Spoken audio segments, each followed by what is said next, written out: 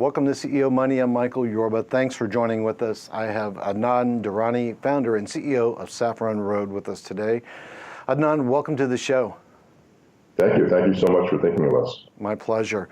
All right. Talk to me about your food brand and how it works, because some of the things we're going to talk about is how younger people are working with their food these days and how you found a path through that. Absolutely. So this is my fourth food company. I've been doing this almost 30 years, as you can tell from the white hair. And I've been very blessed that every food company I've launched or been involved in has been in the natural organic category. And the neat thing about Saffron Road was, which we founded about 9 years ago, it was really about the Silk Road, going all the way from Italy to China. And saffron was the main spice used on that road. So it's about a journey through over 100 different cultures, different faiths, different cuisines, and using food kind of as a social model to bring together people of different faiths, different ethnicities, different cultures around world cuisines. That was thematically how the business started.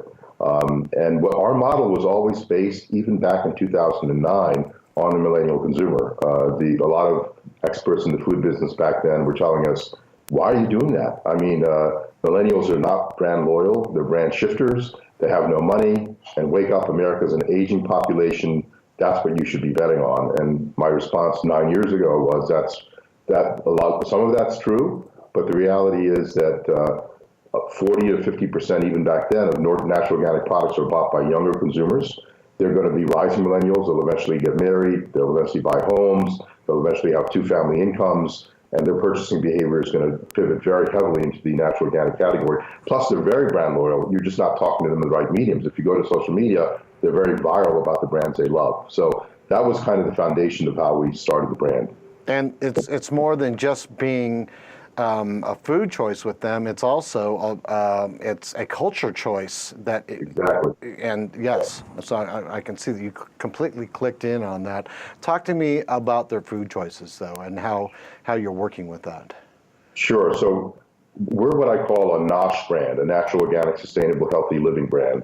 And millennials today, as well as aspirational baby boomers, because a lot of the baby boomers are getting their cues from their millennials, so around food choices. And millennials particularly they are operating in what I call food tribes. So they actually have a lot of the social identity tied into their food tribes. And by food tribes, I mean they're looking for companies that are clean label, that are transparent, that speak to them with the values that they would like to aspire to. So for example, we were the first antibiotic-free entree in Whole Foods 9 years ago. Today, most of the brands in Whole Foods are antibiotic-free because we led that way. We were pioneers in that area. And today, 73% of all consumers make a decision to buy a protein entree based on whether it's antibiotic-free or not. That wasn't the case when we started. So we've been fortunate to have inspired that category.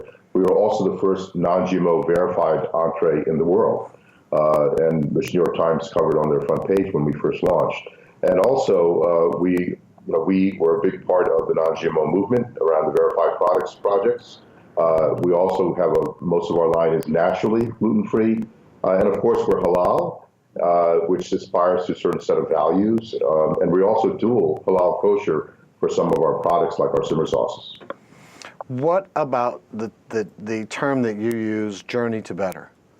Yeah, so we talk about journey to better because it's really a journey to a better environment. It's a journey that's better for consumers. It's better for the farmers. It's better for the animals and livestock because everything we do, our farms have to be humanely certified for proper animal humane care, which very few brands ever do. And it's also better for humanity. It's better for the earth. And that's what we aspire to. We say our mantra is, we're a journey to better. You're hitting on all the cylinders. I talk to a lot of people throughout the day, at least 100 CEOs a month, and I'm going to tell you, you have got more of a beat on this than most of them out there. I really want to compliment you on that. How has Saffron Road helped to move this category forward? Let's open that one. Sure. So when we entered the category in 2010, 2011, really, when we launched nationally in Whole Foods was our initial partner, continues to be a very strong partner of ours. We decided that we were going to really go at standards way above where everyone else was in frozen, because we felt that frozen was in what I call a death spiral back in 2010. In that year, Lean Cuisine lost $200 million. Kashi, which is owned by Kellogg, was down 50%. Weight Watchers, Healthy Choice, which is owned by Conagra, they were all down significantly. And so we said, well, they're down because the product hasn't changed. I mean, back then, the frozen food industry spent about $50 to $60 million on an ad campaign that said that frozen is fresh, better than fresh. And that's actually true, because the frozen often locks in the ingredients and nutrients, whereas fresh decays very quickly. But the problem was, it was a great campaign, a great ad, but they didn't change the product. So we came in and we were very dedicated to these values around sustainability, around antibiotic-free. It really comes from myself and my team's history in the natural organic food industry. These weren't just marketing slogans that we're putting on a box. There were values that we've been dedicated to for 30 years. So we were true to those values, and as a result, many of the other brands started to pivot and shift. Even the big CPG brands have now started to launch much healthier products, antibiotic-free entrees, and I never thought you would see that in the umbrella of some of the larger, CPG companies out there, the consumer product groups.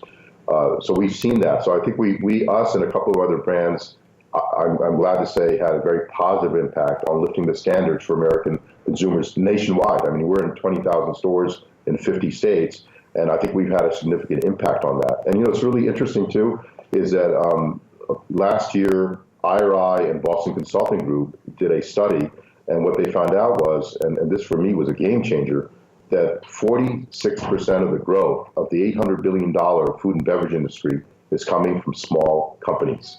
Now, if you told me that 5 or 10 years ago, I would have told you that's impossible. But what's happened because of information technology and the internet is consumers are getting much smarter about their food choices. They're really being very discerning. Yes. So I think as long as we stay on that journey, it'll be better for everyone. Yeah, I agree 100%. I live with this every day, and as a matter of fact, almost to the point of like, okay, I get it already. I mean, that's really a serious change that you just made, the statement that you just made about how people are viewing the intake of their food, what's in it, and not just what's in it, but how is it brought to them. Exactly. No, you're right on the money there. Now, the Immigrant Hall of Fame. All right, share the significance of your introduction this year. Sure, that was something that was a real pleasant surprise for me, and it was the Immigrant Heritage Hall of Fame. I was obviously very proud to be part of that, very tickled by it. I think the fact that I'm kind of I guess my family are serial immigrants, because my parents were migrated from India to Pakistan. I was born in Pakistan, and then we migrated to U.S. And my wife is also Dominican. She's Latino, who migrated from Dominican Republic. So immigration runs very deep, in our family, and we're very proud of our heritage. And I think that what makes America really great is that immigrant heritage, and that's why I think the Immigrant Hall of Fame was for me. It was a good example of sort of enlightening and championing immigrants in America, because they do account for a significant part of our success over the last 200-300 years. So I was just glad to be a part of that, and I hope it encourages others to also join that Hall of Fame. I agree, and I want to congratulate you on that. You've done a remarkable job in your career in this industry sector. Where can our viewers learn more about Saffron Road? Go to our website, saffronroad.com, or our Facebook, which the links are all there on the website. Our website has a lot of information on it. For example, you can put your zip code into our website, www.saffronroad.com. That's SAFFRON road.com. And you can also go to each product and find out the nutritionals, find out how it might pair with other, like our snack line pairs really well with salads. So there's some great recipes and some great Instagram and Pinterest posts on our social media as well. Adnan, thank you so much for taking your time and being on the show today. You are so on the money.